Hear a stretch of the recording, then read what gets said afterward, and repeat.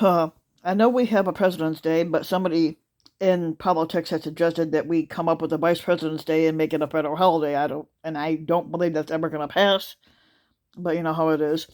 As the birth month to George Washington, Abraham Lincoln, and Ronald Reagan, February exhibits the least number of days and greatest number of greatest presidents that's ever been born in that month, particularly. This correlation of presidential prominence and birthplace makes one wonder what William Henry Harrison, who was born February 9th, might have achieved had his presidency not ended more abruptly than John Paul the first of some pontificate. Fortunately, no speculation is needed regarding the achievements of Washington and Lincoln, the two presidents almost universally recognized as the best of the bunch. And while the government only recognizes Washington's birthday as a federal holiday, some states have merged separate observances of Washington and Lincoln's birthdays into a single generic President's Day. Neither the federal government nor any state government sets aside a day to honor America's 49 vice presidents, but if that were to change, the only suitable date for Vice President's Day would be January 9th, the birthday of Richard Nixon. Best known for his tenure as America's 37th president, Nixon's earlier tenure as America's 36th vice president was transformative.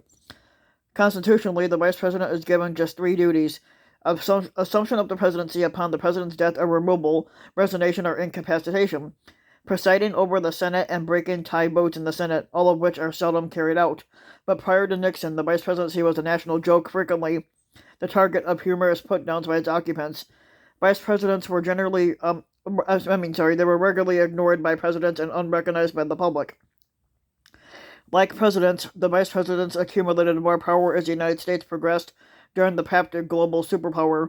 But Nixon's vice presidency was the inflection point that ushered in a new era of consequence for the country's second highest office. Nixon elevated the profile of the vice presidency even before his election to that office, and shortly after the 1952 election campaign kicked off, Nixon masterfully rebutted false claims of financial impropriety during a televised speech to 60 million people, the largest radio-TV audience prior to the initial Nixon-Kennedy presidential debate in 1960. The first politician to use the new medium of television to circumvent the hostile media filter, Nixon laid bare every detail of his personal finances in what became known as the Checker speech because Nixon had identified a puppy his daughter named Checkers as the only gift that his family ever received since he entered politics. Nixon's performance, which was likened to Frank Capra's Mr. Smith Goes to Washington, was a smash, eliciting an avalanche of positive feedback from the public demanding his retention as General Dwight Eisenhower's running mate, but scholars have rated Nixon's self-written speech as one of that century's best at that time. Having gone to the unprecedented lengths to prevent his vice presidency from ending before it began, Nixon had served his nation like no other vice president. When Eisenhower suffered a heart attack from intestinal inflammation and a stroke during a 2-year period from 55 to 57, Nixon pulled off the seemingly impossible task of leading in the president's absence while avoiding the appearance of a usurper. His task was complicated by constitutional ambiguities. I'm not sure if I'm saying that right, but yeah, regarding the presidential incapacity that was later clarified by the ramification of the 25th Amendment. But Nixon rose to the challenge, presiding over more than 40 Cabinet and National Security Council meetings. Nixon had also served his country with distinction overseas, accompanied solely by a single Secret Service agent and an interpreter. Nixon bravely faced down a rock-throwing communist-directed mob at San Marcos University in Lima, Peru, and that was embarrassed by Nixon's courage. The communists retaliated by attempting to assassinate Nixon several days later in Venezuela. Nixon later won plaudits for besting the Soviet premier Nikita Khrushchev during an impromptu series of debates where they toured the model exhibitions of an American television studio, grocery store, and home, accompanied by a gaggle of journalists in Moscow.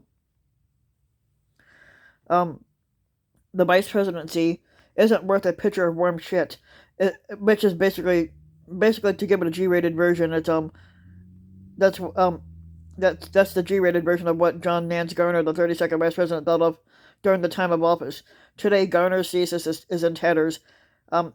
A near-due, while Hunter Biden's $83,000 per month income from a Ukrainian gas company offers a more accurate appraisal of the vice presidency's potential value, even to those merely in its proximity. But Garner's estimation was less of an understatement prior to Nixon.